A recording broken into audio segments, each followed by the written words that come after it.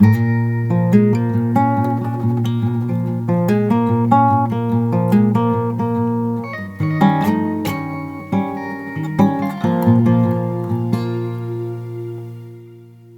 everyone, and welcome to Developod, the podcast from IATEFL TDSIG, the Teacher Development Special Interest Group, kindly sponsored by Bridge, Cambridge, and Nile. I'm Helen, and on today's episode, I'm going to be interviewing Chiara Bruzzano. Chiara, how would you describe your ELT self to our listeners? Right. Hello, Helen. Thank you for having me, first of all. How would I describe my ELT self? At the moment, I'd say I'm mostly involved in teacher education, and sort of writing. I do a lot of writing. I write a column for Modern English Teacher. I write a newsletter. I write a lot. And so this is essentially what I'm doing now. Yeah, Ah, teacher education and a lot of writing. okay, so a sort of formal writing, but also informal Mm. writing on your blog as well. Yeah, so there's the blog, there's the newsletter Mhm. that goes out mostly to Italian teachers because for the past 5 years, really, I've worked really on my own company, Language Ed, which is a teacher education company based in Italy. And so it's very localized in that sense. It's very contextualized in that sense. So I write a newsletter, I've got a blog. And all of that. Also, yes, I do more formal writing. Just today, actually, I've been working on a more formal, you could call it academic, I suppose, report for the British Council because I forgot to mention I do research as well, and I'm completing a project with my colleague James Simpson. Mhm. For the British Council, we're looking at the impact of IELTS on forced migrants trying to Oh. access higher education. So, yeah, a lot of hats, I suppose you could say. Yeah, that was what I was going to say. You wear a lot Yeah. of hats. Do you find any of those hats more challenging than others, or do any come more easily to you? Uh, so, with the academic stuff, Mm. I'd never quite be able to call myself an academic. I think identity-wise, it's more difficult for me. I think because of, well, my family background and just not ever quite feeling like I fully belong, Hmm. if that makes any sense. I'm in this kind of liminal space because, yes, I do have a PhD, which I got Hmm. after, working and sort of getting that experience that you want to have before doing a Hmm. PhD in education anyway. Hmm. And then I'm kind of on the sideline because, yes, I do work a little bit as a like an MA TESOL dissertation supervisor for Hmm. Leeds, but that is only part-time. And I've got this project with the British Council, but I think I never quite saw myself as a proper academic, or that whatever that means, really. So Hmm. yes, that. And what comes more easily to me, I think, it is really that practice of summarizing Hmm. research findings, seeing how they are applicable to what we do in the classroom and Hmm. translating that. That is something I not just find easy, but genuinely enjoy. All right. So it's one thing to read research, but it's another thing to take it and apply it in our context and make sure that the teachers who you're working with at Language Ed are making decisions in their classrooms based on research, based Mm, on results. I don't even know that I would advocate for that, Mm, if I'm honest. So there's a lot mhm, of different views, obviously, of teacher research is one mhm, thing, and teachers' engagement with research. mm, There's people that have even said, for example, SLA research has absolutely or should have no bearing on on your decision making in the classroom. mhm, I'm not necessarily in that camp, but I also don't think teachers should base their decisions entirely on mhm, research. And in fact, if you'll forgive me for this peculiar turn of phrase, research on teacher research and teachers' engagement with research tells us just that, Mm-hmm. that it is not the main thing that teachers will base their decision making on. Mm-hmm. Yes, I think research can inform absolutely what teachers do, but teachers need to retain that agency and that autonomy and that responsibility for Mm-hmm. making decisions for themselves. And this is one of the most common, actually, conversations that I have with teachers, one of the Mm-hmm. most frequent, really, and most enriching for me Mm-hmm. conversations that I have with teachers. I love it when they develop that and I can help them maybe in a way, very small way, develop that criticality as well. Yeah, absolutely. That critical lens. Yeah, but they're the expert. This is what I Mm-hmm. always say. They're the expert. Mm-hmm. We are the experts in our class. I would never dream of telling a teacher what to do, if that makes sense. Mm-hmm. Uh, yeah. Well, I suppose each teacher knows their context, knows their Mm, learners, knows the conditions that they're working under. So yeah. the best qualified, per se, person to Yeah. make decisions about how they teach is that teacher themselves. Yeah. Their sense of plausibility is Mm-hmm. being called. Mm-hmm. Yeah, and there's loads of other factors that you need to take into account. And this has come out in my own research as well. I did my whole doctoral research project was Mm-hmm. about how listening is taught and Mm-hmm. why, and what teachers think about it and what they believe technically about it and what learners experience and believe about that. And Mm-hmm. this came out as well. There's a complex system of constraints that Mm-hmm. are not necessarily down to the teacher, which Mm-hmm. of course end up influencing how they act in the classroom or how they believe they act in the classroom, which are two different things. But Yep. yeah, but it's common experience, isn't it? And Yeah. there's a lot of literature on this as well. Yeah. Yeah. Did I Now, answer your question? you did, absolutely. Yeah. Thank Okay, you. cool. Sometimes going off the beaten path means we end up in a different place than we were expecting, but that doesn't mean it was any less of a journey. All right. Yeah, yeah, that's a good way of putting it. Yeah. Now, you mentioned that you have your doctorate. Could Mm. you tell, well, me and the readers a little bit more about your developmental decisions that you've made over the course of your time working in ELT, like training, qualifications? At what points did you make those kinds of decisions? Yeah, so I actually have a bachelor's degree in interpreting and translation that I Mm-hmm. got in Italy after, well, you could call it, I guess, a gap year. I was Mm-hmm. mostly waitressing in London. It was very easy to decide to then go to university. And then, yeah, then I worked. Let me think. What did I do? Oh yeah, I worked. Yeah, I took on a job for Google. It was through a third party company, but we Mm-hmm. did a lot of data, working with data Mm-hmm. to provide to Google. Not my cup of tea. I mean, I enjoyed it. It was good to Mm-hmm. get some financial stability, I suppose. But I then just remembered how I loved tutoring when I was in high school and teaching sort of yeah, when I was in university and high school, and then I decided to do an MA TESOL.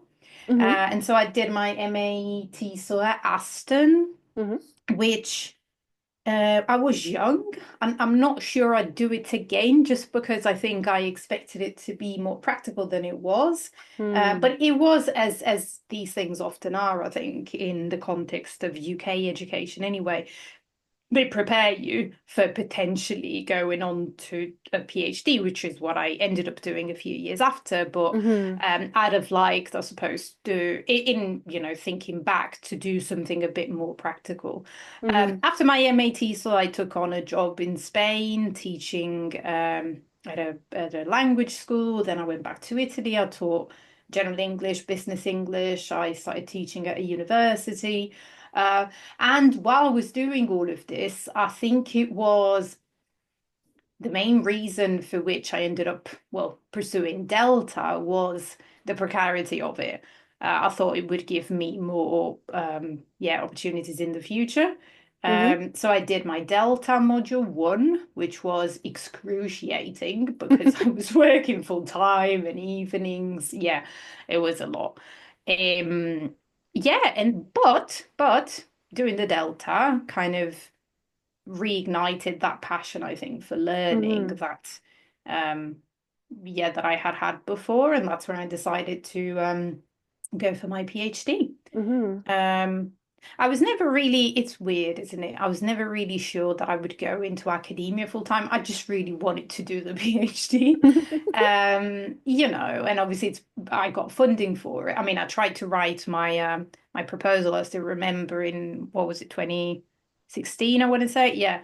And I just gave up at one point. I was too overwhelmed with work and everything. I delayed it Mm-hmm. by a year and then I did it again and I managed to get a fully funded place, a scholarship at Leeds, and that's how I ended up Mm-hmm. um, going to Leeds. And in terms of further development, I think, yes, I've been to conferences. I had been to TESOL Italy in Rome when I was still kind of starting out. Very interesting. Obviously, I'd been to TESOL Spain when I was in Spain. Mm-hmm. I did quite a few things. I did a lot more when I ended up going to Leeds, just on account of the funding that Mm-hmm. I had Yeah. for it. I didn't have to pay for it out of my Yep. own pocket. Mm-hmm. Um, that was very pivotal, I think, in my development Mm-hmm. for a bunch of different reasons. And then, um, yeah, and then while I was at Leeds, I started teaching ESOL and IELTS at a refugee support centre. That's how I Mm-hmm. started getting into that field of migration and Mm-hmm. studying the impact of tests and the consequential validity of tests. And that's how Yeah. I ended up doing what I'm doing now. All right. So, I mean, you've just given us like a great overview of the story of you and how you've ended Sorry. up. No, it was great actually, very thorough. So you've really told us how you ended up where you are in your career now, Mm. and your professional development journey up to how you are now. Um, would you say that over the course of all the training and qualifications and travel and conferences and experience, are there any people in particular who've influenced your career? Any colleagues, teachers, I mean, researchers, anyone who particularly influenced the trajectory of your development? Yeah, I mean, for sure, yeah. When I was doing my masters, yeah, my lecturers there, Sue Garton, Joe Gakonga, who I did Hmm. my dissertation with, yeah, I learned so much from them. I Hmm. learned so much also, and I'm sorry to put it this bluntly, but I can't think of any other words from the Hmm. people that exploited my work Hmm. after my MAT soul. So the people that got presumably wealthier off of paying me very, very little Hmm. because they inspired me to, well, look for something else, which is an opportunity not afforded to everyone. So I was Hmm. lucky that I was able to pursue other avenues. But Hmm. yeah, that was very eye-opening and important. Hmm. Simon Borg, my Hmm. PhD supervisor, a very important influence. Hmm. My colleagues in Spain, in particular, I felt like it was the first time I experienced a community of practice. Hmm. Are you in the same or another community you have practiced now? That's so interesting. Am I in another community of practice now? Not as much, not to the same extent anyway, because Hmm. most of my work is online and a community of practice can Hmm. be online. Yeah. I feel like no, I don't feel like Hmm. I'm in as much of a community of practice as before, aside from maybe as far as my work at the University of Leeds is concerned. Then Hmm. maybe yes, in that regard. Hmm. All right. Thank you. Now, you mentioned people who've influenced you in your career. I hope you don't mind, but I'm just going to say that you influenced me when I Oh, was doing I completed my TESOL diploma okay, last November and received my right. certificate this year. And one of my projects was about emergent language and focus on form. And I did reference and refer to your blog post from the 3rd of February, 2021. Doesn't that feel Oh, like a look at long that. time ago from ELT Professional? Um, it Interesting. just laid it out so clearly and so easy to What was it understand. about again? Emergent What? language and Yeah, it was Should I Stick to the Plan? Emergent cool. language and Yeah. focus on form. Yeah, And it was yeah. very much you talked about like you cited a lot of the big names, Ellis and Long and Norrington Davis and Thornbury, but talked about how, handling the unexpected and learner needs and dogma, and it was just really approachable and really easy to understand. And I thought, this Good. is why we have blogs. This is why we have, making Yeah. research accessible. You Yeah, might that's not. an issue. Yeah, that's Yeah. an issue I had, I think, during my Hmm. PhD, which at this point in time I was already Hmm. on, 2 years into. Hmm. This is an issue I had, feeling stupid because I couldn't understand research. I still remember this article I was reading the Hmm. first year of my PhD. I was doing a PhD for God's sake, and still Hmm. I had to get this printed out.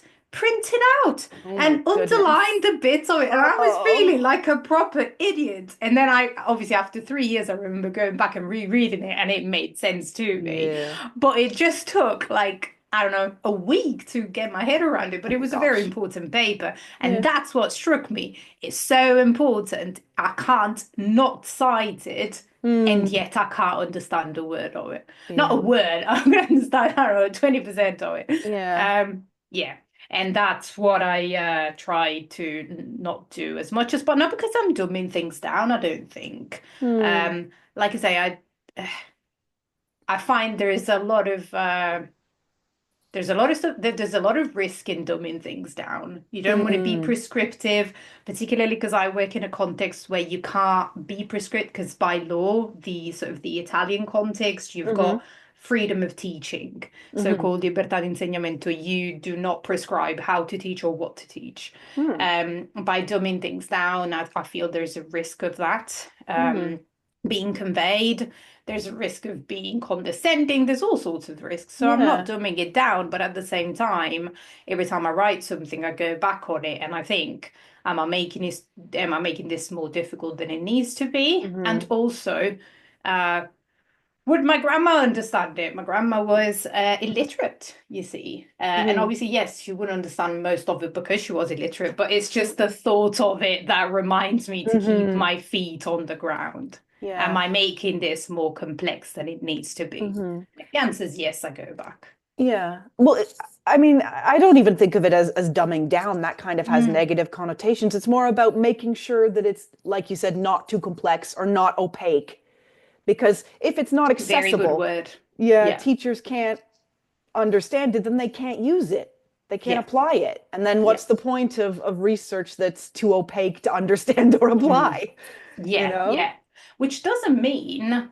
that all research needs to have a pedagogical purpose or Hmm. pedagogical direct applications. I don't Hmm. even think that's the case. I think that's absolutely legitimate that some research won't. And we still need that research. We still need that thinking. We still need something Simon said to me once was there's nothing more practical than good theory. Hmm. It's not that, but yes, I agree. The word opaque describes it Hmm. really well. Yeah. Yeah. I'm quite proud of that now. I'm going to carry that forward the rest of the I evening. think you should be. I think you should be. Yeah. So, if it's okay for me to ask, because Mm. TDSIG this year we're celebrating 40 years. Yes, So yes, I 40 know. years of teacher development. We're looking back, we're looking forward. Can I ask how long you feel you've been involved in English language teaching? When did you really dig into teaching the English language? I know now you teach teacher educators, but Yes, yes. Uh, okay, so I'm not great at maths, so you're gonna have that's to all give right. me a minute there. Don't worry. About maybe I want to say 13, 14 years. Hmm. Yeah, could be All very right. wrong about this, but yeah. That's okay. Yes. It's hard because, for example, my first work in teaching English was, a summer camp in Italy as a like Mm. cooperative education credit at university when I had not completed any kind of teaching qualification. Right, right. So do I Okay. count that as experience when I Mm. wasn't qualified? You know what I mean? I didn't take Right. my, that was 2009. I Yeah. finally took my first TEFL course Right, right. in 2018. 2013 and got my CELTA in 2015. So at what Yeah. point am I a teacher? You know what I No, mean? Yeah, that yeah, it's but I hard. feel like but I think, Helen, if I may, you Mm, were a teacher. There's so many different um first of all, because your experience started from mm, there, didn't it? yeah. Your actual practical experience, and hence your Hmm. what we might call, I suppose, practical content knowledge, the Hmm. knowledge of how, your procedural knowledge, Hmm. um, if nothing else, your procedural knowledge of, Yeah. what might work in the classroom started there. Your beliefs Hmm. developed probably from that point. Hmm. Also, if you apply that framework whereby you need an English language qualification to be a teacher, then I'm sorry to say, but most Italian state school teachers are not teachers. That's ridiculous because, Yeah. to become a teacher in an Italian state school, you need a degree, yes, in Yeah. languages and literature, but that's pretty much it. Yes, you're going to take some extra exams on pedagogy and anthropology and whatever, but they don't Mm. necessarily need to be focusing on English language teaching. That Hmm. doesn't negate that these people are teachers, that they're professionals, and they take all sorts of courses and CPD. And so, yeah, I Mm. disagree that you're a teacher from when you take your CELTA or whatever. Yeah. You said pretty much what I expected you to say, and I Mm. agree. I think that first moment where you know, teach is, I think, where you become a teacher. Um, so, I mean, looking at your experience in ELT over time, from when you started 13 years ago, how has ELT changed, and what changes would you say have involved or affected you? Ah, interesting. Hmm. What things have changed? I feel, first of all, one big change has been in, well, in the way that teachers have organized. I've Hmm. been very happy to see that, Hmm. the creation of unions Hmm. specifically on Yep. focusing on English language teaching. Hmm. That's certainly helped me, made me more aware of my rights. I've needed Hmm. the help and I suppose the support and the knowledge exchange of Hmm. these communities at one point in my life. I still remember it. So that's one thing. The second thing would be how a lot of teachers are sort of taking matters in their own hands now Hmm. and going freelance. I've Hmm. observed this. Yeah. I suppose you could say I'm a freelancer myself. I've always Yeah. been a freelancer, so so I know I Hmm. know a thing or two about it. But I think a lot of teachers are coming out, are ex sort of going in this direction now. Hmm. Um, what else has changed? I think um, I could be more intellectual about this. I suppose I could think about a lot of the things that have changed, but yeah, discourse around native speakerism. I mean, Hmm. I felt the need, I suppose, to lie about being a native speaker. Not maybe not overtly, but to not talk that much about my background, which is ridiculous. Hmm. I'm proud of my Yeah. background and I'm Hmm. Italian and whatever, Yeah. it's not something I'm always proud of, Yeah. but I shouldn't feel the need to hide it. Hmm. And obviously it's something you'll build up, I think, Yeah. with as you gain confidence. But I remember at the start of my career, working like you did in summer schools in the Hmm. UK and sort of feeling like when I was told not to talk about my family, I wouldn't talk about my family, almost as if that gave me more credit. And I Hmm. almost went along with it. I almost believed it Hmm. myself. Yeah. I've actually written an article about passing for a native speaker Hmm. in my blog for MET. About my experiences and how much it doesn't matter. Yeah. So there's been an evolution with that, and now it's something I discuss quite openly, Hmm. um, and that I would still be subject to discrimination, I suppose. Back in Italy, Yeah. it's a big theme Hmm. because you get jobs for being um, a native teacher of English according to specific criteria that are in the law. So it's an uphill battle, that is. Mm, But yeah, but it's I think the discourse has evolved, hmm. thankfully. I think it's had to.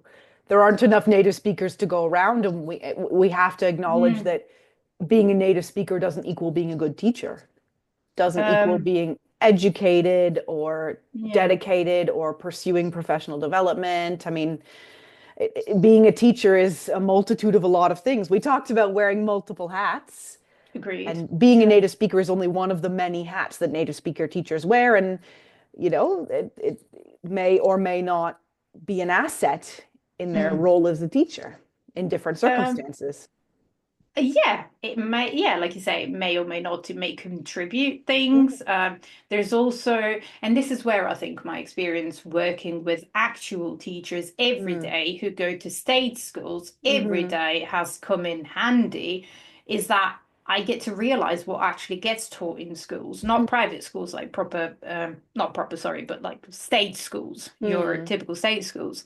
And a big amount of what is taught is so-called culture. mm, And that's tightly linked to the idea of the native speaker as superior because they know all about the culture. And this is mm, extremely problematic. mhm, Um, this idea of culture, I myself had to pass an exam that was partially about culture to being admitted to my bachelor's degree. Culture of English speaking countries. What even is that? Could be anything, couldn't it? Yeah. Oh my. I mean, if you Mm. compare it, I mean, I'm from Canada, but Right. Canada is quite different from the UK, from Australia, from South Africa, from, there. How many native English countries are there? And yeah, that's a whole other talk, like interview, I Yeah. think. But Yes, yeah. yes, but it is, I think, related to that idea that, or it feeds into that Mm, narrative that the native speakers is superior teacher, mm, in a yeah, sense. It yeah, does in our schools anyway. yeah. And it's a good shift that we're seeing. Mm, I think that's moving mm, away from that idea. Yeah. yeah, So we have talked a bit about you. We've looked back a bit. And now, if it's okay, I'd like to look forward. Where do you right. think your ELT journey is going? Oh, that's interesting. I think I want to continue Hmm. doing research into this topic of the role of IELTS and standardized tests Hmm. and their impact on communities such as refugees and asylum seekers, forced Hmm. migrants. So, if I see myself as a researcher, I think this is something I would like to continue pursuing. I want to continue working on language ed and growing it, even though growing it is a tricky word when you're juggling other other constraints, so to speak. Growing it and continuing to work with teachers and for teachers in my context and potentially beyond. I'd like for it to become more international, whilst obviously retaining Hmm. the focus on the context, which I think is what most of the teachers I work with really appreciate. Hmm. All right. So that local thing, you know. Glocal. I love that. Glocal, yeah, I don't know. It's a bit odd, isn't it? But I like it though. right, It's a good, word now. We've decided. cool. So, I mean, your main sort of focus is on teacher roles, teacher research, teacher development, especially with your work with language ed. Um, from the perspective of someone who, works on teacher education, and this podcast we've done is, I guess, an educational tool for teachers. It is. What's the main takeaway that you'd like listeners to take away from our conversation today? We have drifted around and talked about a lot of things, Yeah. but if there's one thing you want them to take away that Chiara Bruzzano said, what would you like them to take with them? Oh, such a big question. It is. Sorry. No, it's good to ask the big questions. Mm, Maybe that's the takeaway, that it's good to ask the big questions because I mm, think it goes back to the idea that teachers are the experts. mhm, Don't You are the expert. So, mm, yes, the research is there for you. You mhm, can use it, not use it, critically evaluate it, see what mm, makes sense for you. mhm, And obviously, there's all sorts of other resources that you can use, and I've mentioned a few of them in this conversation. But ultimately, and we're seeing this in my context, but in many contexts, the de-skilling, the taking away of authority, the top-down, um, whatever curricula and Hmm. this imposed curricula or schemes of work and all of that stuff, Hmm. and taking away rights, taking away, well, I Choices. mean, choices and stability and all of that. Mm. And I just think it's, yeah, teachers have the power. Teachers are the experts is Hmm. what I'd like, is what I try to remind my colleagues and the Hmm. teachers I work with. Mm. Yes, we can talk about all sorts of research. We can talk about what the theory says. We can talk about the latest development, but ultimately you are and you need to develop into the expert. Hmm. Thank you so much. A great big thank you to Chiara. Thank you for coming on the show. I really appreciate you joining us, and I've really enjoyed our chat. Thank you, Helen. Now, Thank you for having me. of course, now to everyone listening, if you want to know more about Chiara, you can find her on LinkedIn. You can check out her blog. You can sign up to her free newsletter, or you can send her an email. And also, I'll say, as usual, don't forget to stay in touch with TDSIG. Follow us on social media. You can just search for us with TDSIG or IATEFL TDSIG. Make sure that you subscribe to Developod by hitting that subscribe button on whichever app you're using. And of course, a big thank you again to our sponsors, Bridge, Cambridge, and Nile. Thank you all for listening. Thank you again for coming, Chiara, and see you all next time. Thank you very much, Helen. Thank you.